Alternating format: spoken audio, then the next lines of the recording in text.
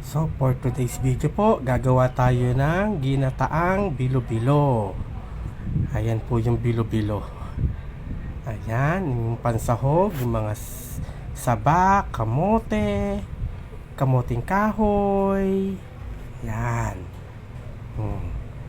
Tsaka yung kamote na violet. Siyempre, sago. 2 kilo po yan sago na yan. So, ayan po yung ating panimula. Ay magpakulo po tayo ng tubig na may gata.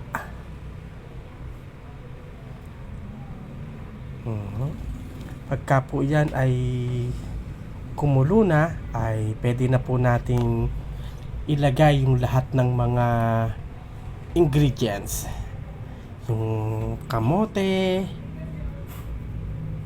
kamoting kahoy. Ayan. Ayan ang saba.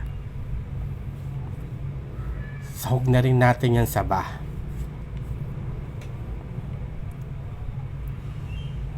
Ayan, sige lang. Ang dami niyan. Pag kumukulo na ulit, yan, lagyan na po natin ang bilo-bilo. Ang ating main ingredients. Pag hindi ba naman sumarap yan, 5 tao ang nagluto niyan.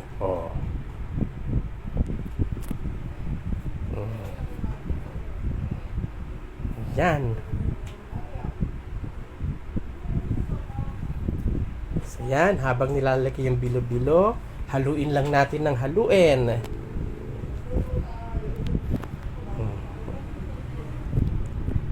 Pagkahalo po, ay sama na rin natin ang sago.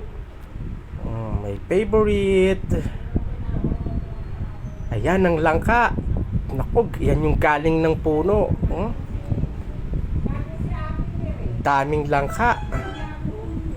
Ayan. Lagay na natin lahat ng ingredients. Tapos pakuluan natin ng pakuluan. Usin na natin yan lahat para pagkulo luto. Ayan, tapos pa ay dagdagan pa natin ng gata para mas masarap ang ating ginataang bilo-bilo.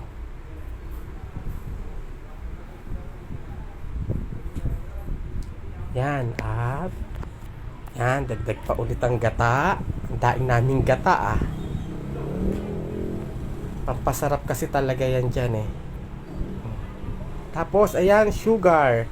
Depende sa inyo kung gaano karaming sugar. Kung gusto nyo po ay matamis, dagdagan po ninyo. Kung gusto nyo ay tama lang, tansyahin nyo na lamang po. Ayan.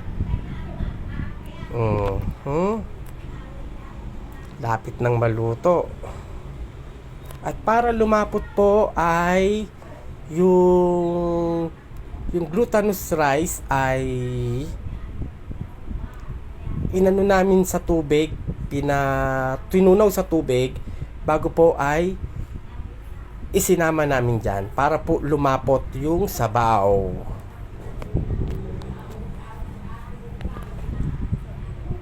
Ayan, para po malapot. So, ayan, pagkulo po ay luto na ang ating ginataang bilo-bilo.